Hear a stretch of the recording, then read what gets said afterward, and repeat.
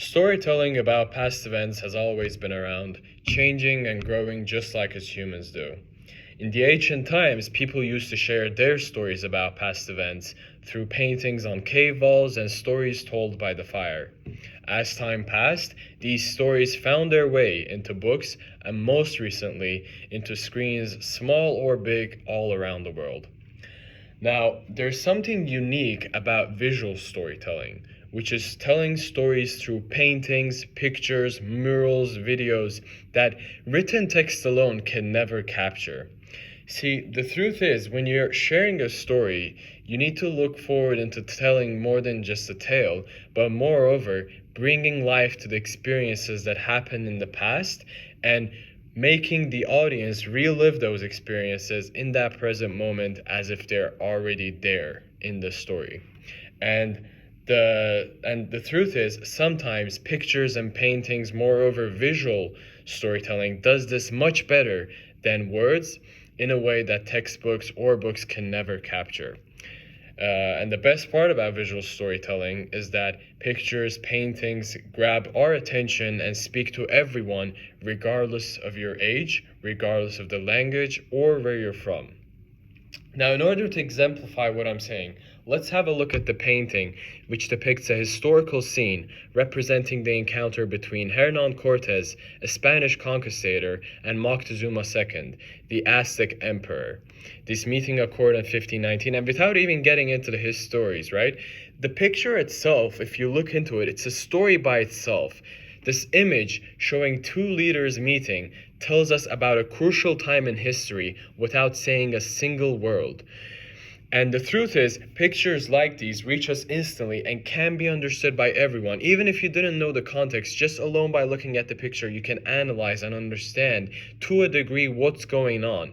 The truth is, a young child who's 4 years old that cannot read yet, that can't speak fluently, by looking at this picture can come to a certain interpretation on what's going on and what the whole context is, which at the end of the day, a textbook with written sentences in it couldn't make you do. An adult person, regardless of the language they speak, can also look at it and kind of understand that how the meeting went on and what was going on that context, no matter what language they speak, without reading a single sentence. Every person who looks at this picture, in fact, might come up with a different story. If you were to read the event exactly as if it was written in a book, you would have to read it and look at it from the interpretation of the one who wrote that, the author. However, through paintings, you can look at the painting and you have the freedom to come with your own interpretation and your understanding of what's going on. You have a bigger freedom of choice and you can analyze it and come up with your own ideas. Now let's look at the picture again, and if we zoom in, you can see the looks on the faces of Cortes and Moctezuma alone say something. The light and dark in the picture, the background, settings, dresses, the decorations, all of them ask you to think about what might be going on and makes you feel like you're there, you're a part of the story. The colors, the clothes, and the feelings of that time. In fact, the image of Moctezuma in his royal outfit, Cortes with a determined look, doesn't just show us the past, but it makes us feel like we're there watching the story unfold. And the truth is, when we compare the power of a picture to tell a story with the straightforwardness of words in a book, we see where words fall short, right? A textbook can list the facts of this famous meeting, but this picture puts us right in the middle of the action.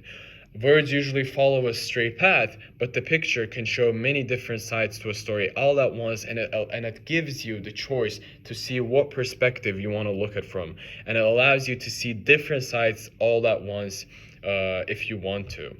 Now, in conclusion, this painting of Cortes and Moctezuma shows us what storytelling can be at its best through a visual representation, and it uses the strength of paintings, letting each person who sees it come away with their own unique take on the story, which textbooks wouldn't really give you the same freedom to do so. And paintings like this ultimately stand out as a powerful way to share stories, connect with each other, and remember the past moments, and experience them once again.